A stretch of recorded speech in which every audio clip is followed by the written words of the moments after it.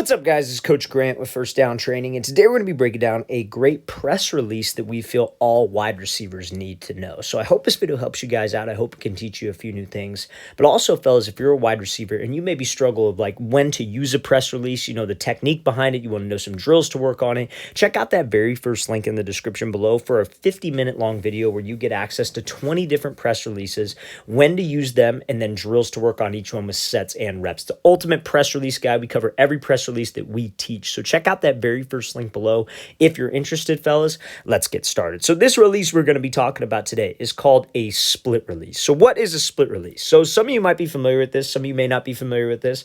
A split release is exactly how it sounds. You're pretty much just going to be splitting your feet. So what it is like essentially you were taking your front foot that's up. So in this case, it's Justin Jefferson's foot. We're going to kind of break down the technique of it first.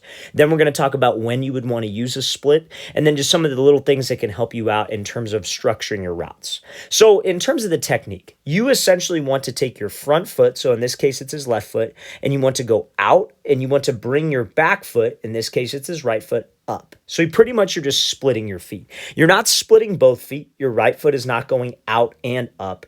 The front foot is going out and the back foot is going up even with your front foot. So you can come to something we call balance. I call it come to balance as a full phrase. So when Jefferson does this specific release, there's a little bit of a hesitation to it because that split release is kind of a way to get a read on this DB and see how he is going to play you. Now, the mistake that guys will make on this split release is they'll kick their feet out wide, they'll do the things they need to do, but they pop straight up in the air with their pad level. They stand up and they expose their chest. Now, when you expose your chest like this, you are very, very susceptible to a jam from this DB. All it takes is one good pop, all it takes is one good jam, and you're going to be completely knocked off balance. So when you come to balance with your feet, when you have that front foot go out wide, when you bring the back foot up and you get to that balanced position, let's make sure we have a nice forward lean with my pad level. Because worst case scenario, let's say this DB tries to get hands, or maybe he lunges at me, maybe he tries to jam me because he sees me do a hesitation release, I can still have some balance because I'm in a good pad level position. Now, the same thing goes for your base. So like I said, you wanted to bring your front foot where? You wanted to take your front foot out, right? So your front foot wanted to go out, your back foot wanted to come up even with the front foot. You need to make sure that these feet are not super close together because that will take away your base. You will not be in a balanced position. I like to teach this release in terms of maybe like you're on a surfboard. Like when you're standing on a surfboard, I don't know how many of you guys actually surf, but like, let's say, for example, you're surfing on board, riding a skateboard. I'm sure all of you have done that at one point. Are your feet super close together? No, they're pretty much like shoulder width apart, I guess you could say, because that's a balanced position. Same idea right now with this specific release. You want your feet to be either just inside your shoulders or maybe a little bit outside of your shoulders. But if you guys can get to that position, that allows you to bend your knees, be in a good strong base. So let's say if he does get hands, I'm in a good pad level, I'm in a good base, it shouldn't really affect me. And this split release, like I said, is a great way to gather info on the DB and read how he's going to play. Now, when I say we come to balance with my feet, I literally mean it. You're like in a balanced position where both cleats are in the grass. You could take an inside release or you could take an outside release. Now, the great part about this split release is why I feel all wide receivers need it, is we want to use it when we have head-up press. So I come up to the line and I see a DB who's just lined up right in front of me. And a lot of times we talk about it on this channel too, is attacking a DB's leverage. So like if I got a DB who's lined up, let's say he's inside shade, right? So this DB would be shaded a little bit more to his right. And let's say I had to run a fade. You would want to attack his leverage, try to threaten him, because if you attack a DB's leverage, he's going to keep his leverage. So that can give you more space outside, right? That's pretty simple. But what if he lines up head up? We don't know what he's going to do. We don't know if he's going to shade inside. We don't know if he's going to shade outside, because that might change the plan that I am doing. So this split release, that split second where you come to balance here, you bring your back foot even with your front foot, you are getting a read. What leverage is he going to play? Because like, let's say, for example, it was a fade route, right? If you had to run a fade and you did this split release and this DB shaded to the inside, you could easily push off of this left foot and get up into the fade rather than forcing the release, predetermining that you're going to go inside if the DB takes it away. So that split release is great because it's a way to react either way.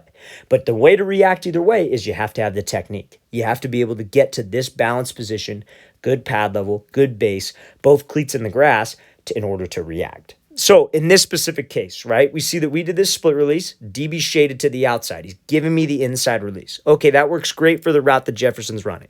He's running a slant out. We get the free inside release. Perfect. That's perfect scenario. And a lot of times you can anticipate a little bit what leverage a DB might play based on your alignment on the field. So like if you have your split cut down and he's in head up press, chances are he's probably going to keep the outside because no wide receiver cuts his split down if he's not going to run an outside breaking route or maybe like a drag. So like he's going to have some kind of help inside, give that in call and keep his leverage to the outside. So that's one situation, right? Maybe it's cover two. You never know but again, those are the two main primary situations where you'll see outside shade. So we can kind of anticipate, but I still want you guys to have to read and react. We see that he shades outside. Okay, cool. I'm going to take the inside release. Now, one of the things that I like about Jefferson's release right here, and it's hard to do it on a split release, is watch his first step after he comes to balance. He comes to balance here, but watch his left foot. His left foot does not stay glued to the ground. He actually takes a step with the left foot. That allows this DB to not necessarily knock you off balance. What a lot of people do on this split release, and you see it time and time again. Now, a lot of people do it, and a lot of people teach it, and sometimes it can work for people, but I personally don't like this method where guys will do this split release. Their feet will be super wide. And so when your feet are super wide, obviously, like, you can't take a step with this foot. If Jefferson's left foot was maybe like an inch or two, not an inch or two, maybe like half a yard over to the left, and it was way outside of his shoulder frame, he wouldn't be able to open up with it. Essentially, his foot has already stepped because it's so wide. So what would end up happening is instead of this foot stepping first and then this foot going up into the route, his feet would cross over. If his foot stayed dead in the grass, his right foot would go, his feet would be crossed, and if that DB were to get hands, you would be knocked very, very far off balance because your feet are crossed. We never want that to happen unless I'm setting up some kind of move with a kick step or whatever. And there's a time and place for that. But I love this release by Jefferson because he was in such a balanced spot. His feet were somewhat inside of his shoulder frame, so he could push off the right foot and open because that's speed. That's a balanced spot, and that is speed out of there with that first step and not being able to get jammed. Let's play this thing again, full speed one more time. That's a great job with this split by Jefferson. That's pretty much a full rundown of that split release and how you guys can react. Now, we're going to look at another example of this split release from a more like press coverage right on the line perspective and how you guys can create separation with it. So this next clip here, this is against Jair Alexander, obviously a very talented DB. And this is kind of a different situation than we had last time, right? Last time this DB was off maybe about 2 yards, and that split release kind of had to close some distance with him. This one, this DB is right up on the line. We don't have very much. We have probably less than a yard of space to work. So we could still use this split release if this DB is lined up in head up press. It's a little bit quicker. It happens faster. So let's play at full speed. So he's running like this dig route, hits this split release, able to restack and give a move.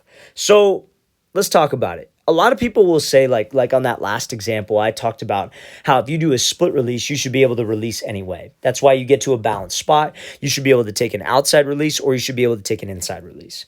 But if you have to run like an inside breaking route, why would I ever want to take an outside release? I would probably always want to take an inside release. And that's true. It's ideal for you to take an inside release, but sometimes the DB just takes that away.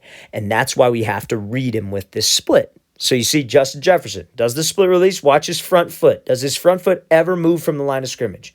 No, it literally just moves straight down and his back foot comes up. Now his base is a little bit wide here, so I want you to watch what ends up happening.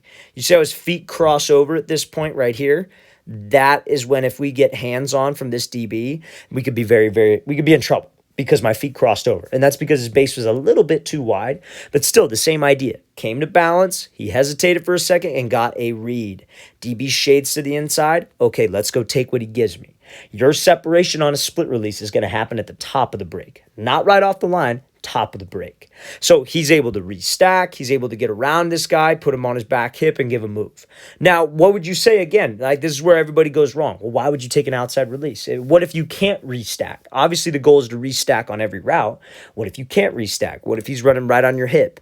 You would take your right hand and you'd put it on his right hip or his right shoulder and you would throw by and slip underneath. But the top of the route is where our separation comes from, fellas, not off the line. Off the line, it's about getting a read. understanding where his leverage is, and take that free release to keep timing and spacing on my routes with my quarterback. Let's play this thing again full speed one more time. This is a great example of the reaction off the split release. You get a read on this DB, we should be able to push either direction based on where my base is. All right, fellas, I really want to thank you for watching. I really appreciate it. If you guys have any questions at all, don't hesitate to leave those in the comments section below. We always appreciate the feedback. It's always great to hear from you guys. And again, if you guys would like a 50-minute long video on 20 different press releases, when to use each one, and then drills for each one, check out that very first link in the description below. I'll see you guys next time.